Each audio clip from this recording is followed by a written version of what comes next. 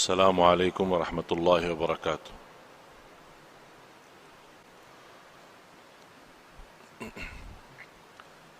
الحمد لله رب العالمين، وأشهد أن لا إله إلا الله وحده لا شريك له ولي الصالحين، وأشهد أن سيدنا ونبينا محمدا عبد الله ورسوله الصادق الأمين. اللهم صل وسلم وبارك على سيدنا محمد وعلى آله وصحبه ومن تبعهم بإحسان إلى يوم الدين. سبحانك لا علم لنا إلا ما علمتنا إنك أنت العليم الحكيم. Alhamdulillah wa syukurillah atas segala kemudahan yang diberikan oleh Allah Subhanahu wa taala, atas segala nikmat yang terbesar, nikmat Islam iman. Mudah-mudahan senantiasa istiqamah Islam iman sampai akhir hayat. Nikmat sihat wal afiat, nikmat umur. Sampai saat ini kita boleh dalam sisa umur kita menambah iman, menambah takwa, menambah amal salih, mengisi tabungan-tabungan kita di akhirat. Karena tabungan itu dua. Ada tabungan dunia, boleh berguna, boleh tidak berguna. Tabungan dunia, kalau kita isi, tabungan kita di bank, tabungan kita di rumah, untuk punya keperluan dalam kehidupan kita sehari-hari, boleh jadi kita meninggal dunia belum kita manfaatkan. Tapi kalau tabungan akhirat mengisi amal salih, mengisi ikhlas, mengisi puasa, mengisi salat malam, mengisi salat sunnah-sunnah, duha, sunnah wudu, tahiyatul masjid, banyak amal-amal salih lainnya, kita boleh dapat tengok nanti di hari kiamat apa isi tabungan kita di akhirat. Kita sebagai umat Islam semestinya perhatian kita bukan tabungan dunia, tapi perhatian kita kepada tabungan akhirat. Karena tabungan akhirat itu yang kita ketemu, itu yang kita dapat, itu yang kita rasakan. Sebagaimana seorang murid ditanya oleh gurunya, kamu sudah belajar sekian tahun bersama saya, apa yang kamu dapat belajaran? Kata seorang murid, saya dapat belajaran seluruh manusia punya kawan, punya sahabat. Tapi begitu meninggal dunia, itu sahabat tidak boleh ikut, pisah. Mana ada sahabat kita yang rela ikhlas mau masuk jadi sahabat kita di dalam kubur? Tidak ada. Biarpun sahabat rapat, sahabat akrab, kalau kita sudah masuk kubur, dia minta izin, maaf, saya tidak boleh ikut, pisah. Kata murid ini kepada gurunya, saya mendapatkan pelajaran kalau manusia mengambil sahabat akrab, tapi begitu masuk kubur dia boleh pisah. Saya jadikan amal salih adalah sahabatku. Saya jadikan amal salih adalah temanku. Saya jadikan amal salih adalah akrab dan rapat samaku. Karena saya yakin begitu saya meninggal dunia, masuk kubur, satu-satunya yang boleh temani saya, yang boleh sahabat sama saya, yang boleh ikut sama saya adalah amal salih. Dan sudah Rasulullah sallallahu alaihi wasallam menjelaskan di hadis yang sahih, yatba'ul mayyit thalath, diikuti orang meninggal dunia 3. Ahluhu wa maluhu wa amaluh, keluarganya, yang kedua harta, yang ketiga amal. Kalau orang sudah mayat, mau dihantar ke kubur, mau dimakamkan, mau dikuburkan, diikuti 3.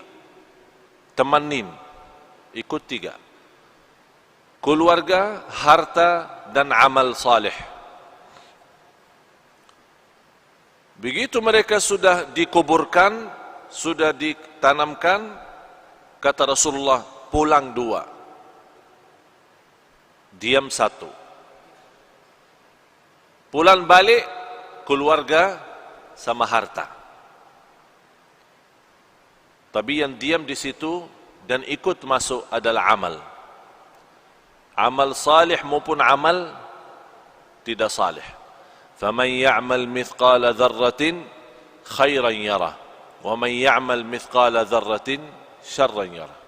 Oleh karena itu seorang mukmin yang mencintai Allah dan Rasulnya, dia boleh tahu amal salih sangat diperlukan nanti. Oleh karena itu, yang semestinya perhatian kita sepenuhnya bukan kepada keluarga, bukan kepada harta dunia kita, tapi perhatian kita kepada amal kita. Karena ini yang menjaga kita nanti. Boleh dengan amal salih itu, kita sudah di dunia kubur, boleh jadi sinar. Allah bagi cahaya.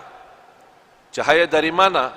Salat, wudu, sedekah, puasa, silaturrahim, akhlak mulia, amanat, jujur, lemah lembut, kasih sayang, cinta. Semua kebaikan dia usahakan dan dia amalkan.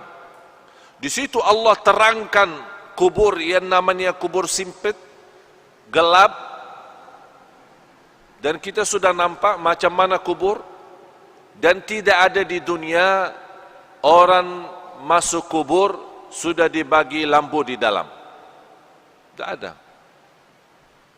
Apakah anda sudah nampak?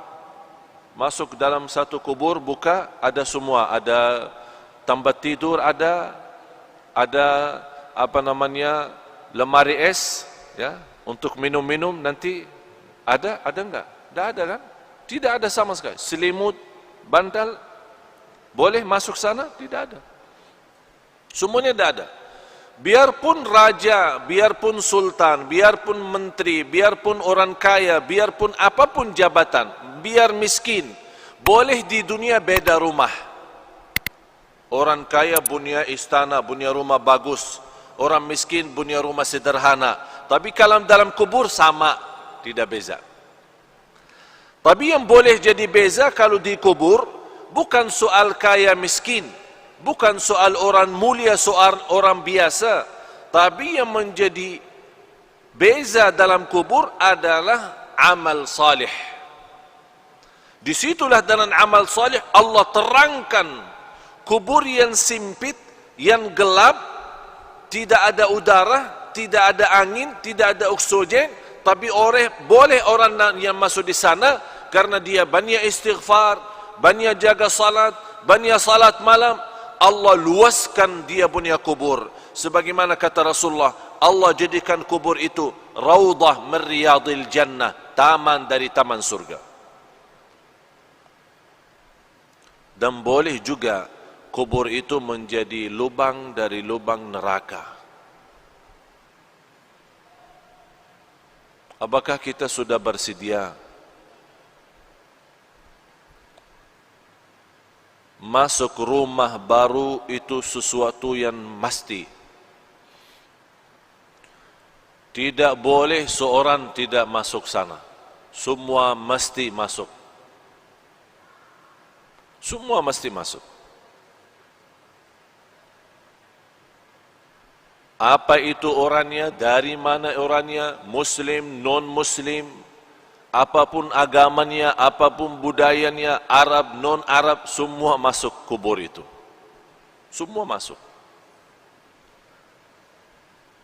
Nampaknya kubur itu sama, tapi sungguh di dalamnya sangat beza.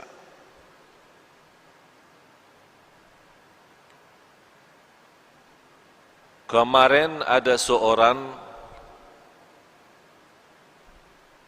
meninggal dunia, seorang ibu.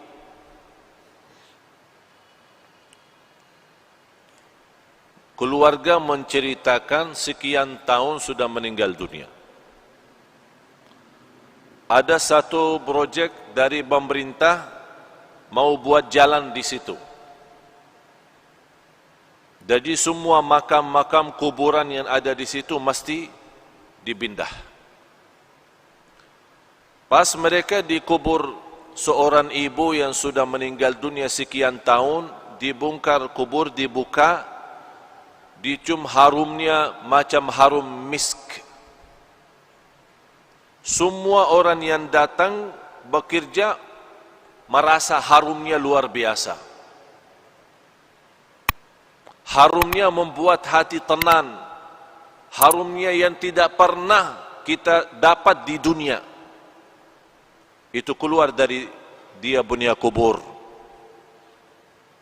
Akhirnya ditanya dia punya keluarga, apa amalan seorang ibu ini sambil boleh dapat kubur macam itu harumnya?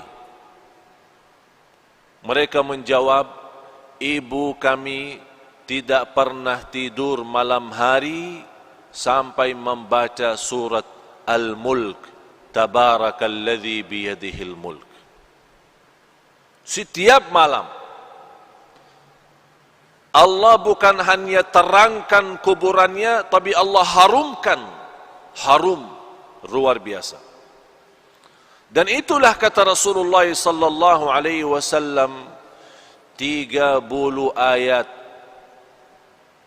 30 ayatan syafa'at li sahibiha, 30 ayat yang membantu, yang menolong seorang masuk kubur, diselamatkan oleh Allah dari siksa kubur. Apa itu 30 ayat? Tabarakalladzi biyadihil mulk.